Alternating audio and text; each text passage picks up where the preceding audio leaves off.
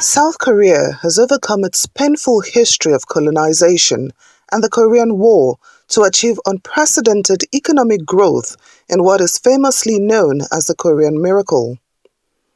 Based on its vision of becoming a global pivotal state, the Asian country is seeking to build a mutually beneficial, sustainable and long-lasting partnership with Africa, based on the complementary strengths of the two sides at the Korea-Africa Summit.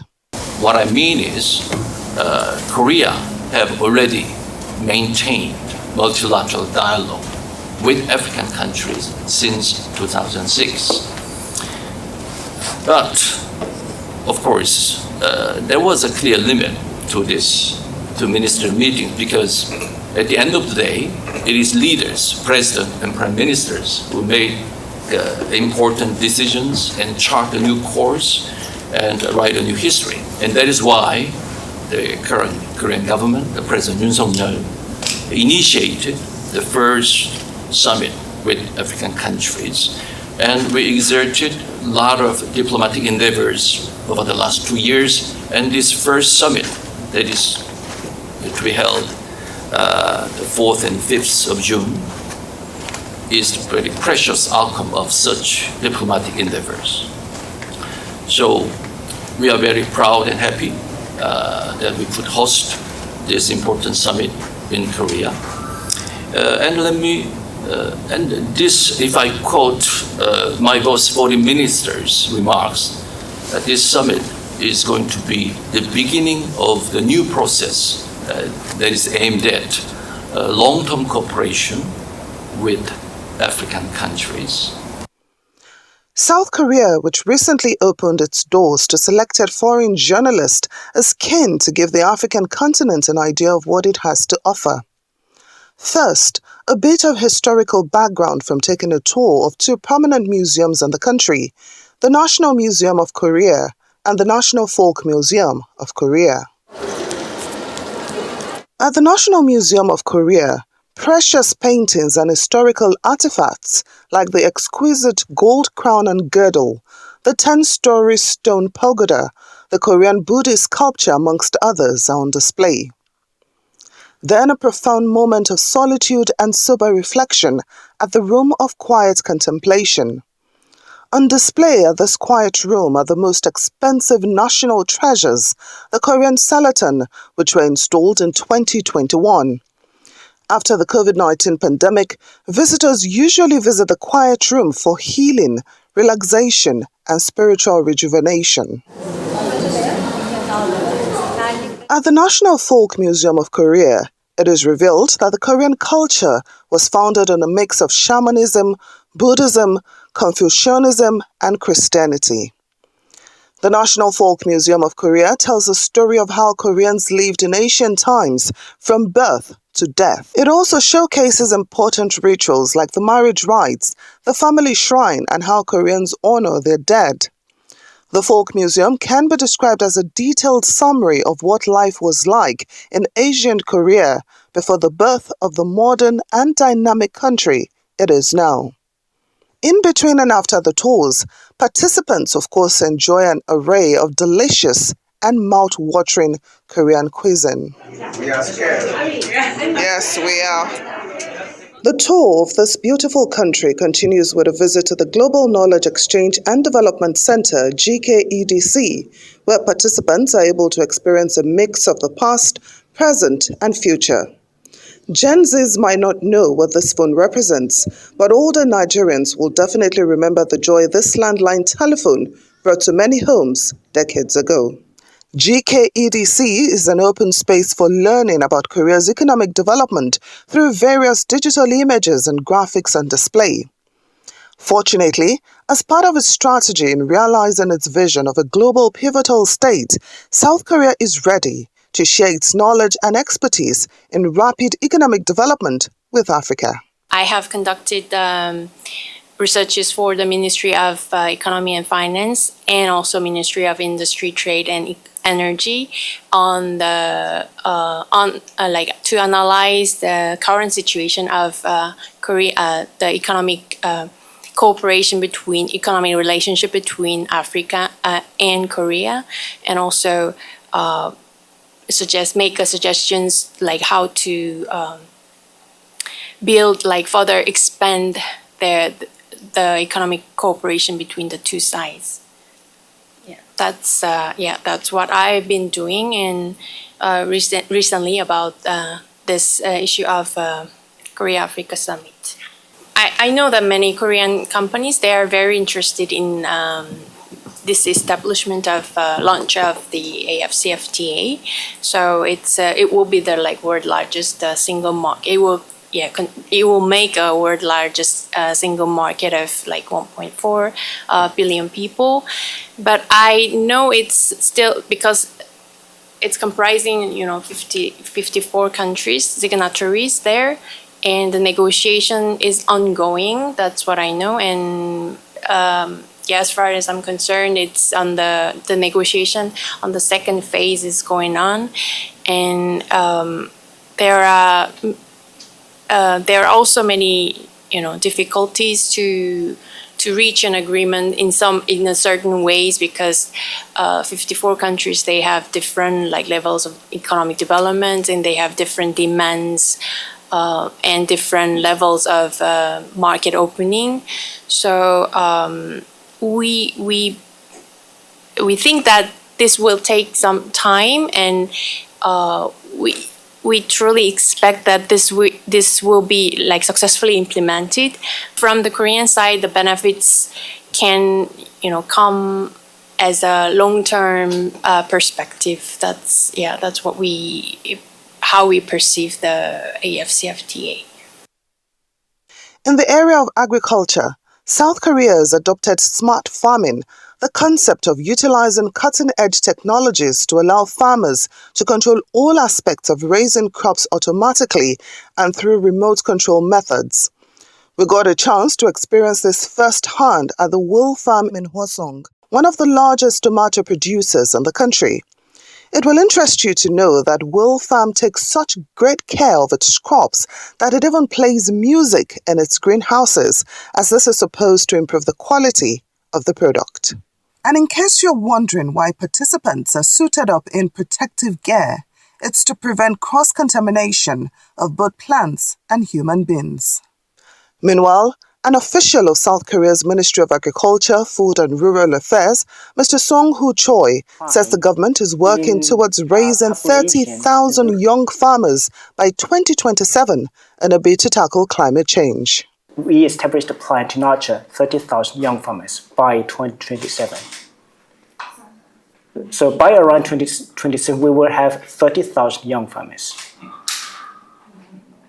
So we are carrying out, to make this possible, we're carrying out diverse policies to help young farmers reside in rural agricultural communities in a stable manner and earn their incomes in a stable manner as well. For example, we are supporting them to have stabilized incomes in the initial stages of residing in rural agricultural communities. And we're also supporting them to have farmland and funding and in terms of residence, etc. So for example, in terms of income support, we are providing a financial support of the maximum of 110 million 1.1 million won per month for 3 years to the maximum. And we're also providing support in terms of financial lending. So young farmers will be the first priority of receiving this policy support. The continuation of the tour of South Korea takes participants to Cheongwa-dae, or the Blue House, a magnificent edifice that once served as the official residence and office of the President of South Korea from 1948 to 2022. Once regarded as a forbidden land due to its restricted access, visitors can now explore the premises to discover traces of past presidents and individuals associated with the Blue House. Then from the Blue House to the Gaibongkung Palace, where participants had a chance to dress in traditional Korean costumes while touring the palace grounds. The palace was the primary palace of the Joseon dynasty that was established in 1395. Among the 5 major palaces in Seoul, the Gaibongkung Palace is the most popular tourist destination for foreigners visiting South Korea and is one of Seoul's most iconic symbols. Away from the palace, participants enjoy a guided tour of the Bukchon Hanok village, home to hundreds of traditional houses called Hanok that dates back to the Joseon dynasty. In the area of security, participants were taken on a tour of the demilitarized zone, a buffer zone between North and South Korea, established in accordance with the provision of the Korean Armistice Agreement of 1953. Unfortunately, filming is not permitted here. Another place where filming is permitted, though, is the Hairy Art Valley, a unique community of over 300 creatives and artists from a variety of disciplines who have voluntarily formed a communal village. Situated within the village is the Museum of Musical Instruments of the World, where Nigerian participants were excited to sight the traditional talking drum known as gong in southwest Nigeria, amongst other musical instruments. Meanwhile, to show its commitment to Africa, participants were treated to the opening ceremony of the African Film Festival, an annual event held during the African Week in May. The festival serves as an avenue for cultural exchange between South Korea and Africa, where the people of South Korea can get a chance to explore African culture and content.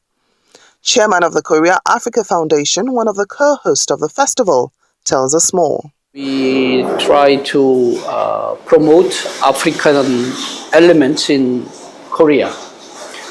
Still, the general public in Korea doesn't have much information and doesn't know about Africa well. So we are trying to enhance their knowledge on the African continent and African countries, and also encourage them to have some more relations with African people and African countries. And also we have some department for the information and research. So we publish a lot of publications, and the result of our research and studies about African countries and also African continent. So we publish the old business guide, for example, the business guide for each countries in African nations, for the Korean business people who want to have the business with African countries, and also the general information booklets for each countries in Africa. And also we have the issue reports, which is touched upon the current issues happening in the African continent. So we have a variety of our activities in some projects and some seminars and workshops, and also some research and forums. And also we have our own network in Africa. We have the African continent correspondent program. So we have around 30 correspondents in African countries. So we got the information and also reports what's happening in the Africa and African countries. So we gather those information and reports and analyze and sort it out for the readers in Korea. So we have a very big and large operations to support diplomatic relations and also all the other cultural and economic and people-to-people relations with African countries. On the final day of the 2024 International Journalist Program, it was time for a refreshing and rejuvenating visit to the Jingwaza Temple, one of the most popular Buddhist temples in Seoul. Apart from the beautiful scenery witnessed during the temple tours, participants were invited to sprinkle clean water over statues of Buddha to represent purification and good fortune. Then a chance to enjoy some delicious and vegan temple food.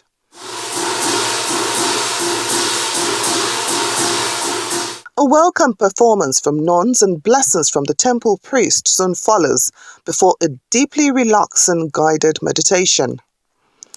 In appreciation of the journalist's visit, they were rewarded with a Buddha bracelet, which is meant to ward off the evil eye, and a gift, a beautiful set of chopsticks.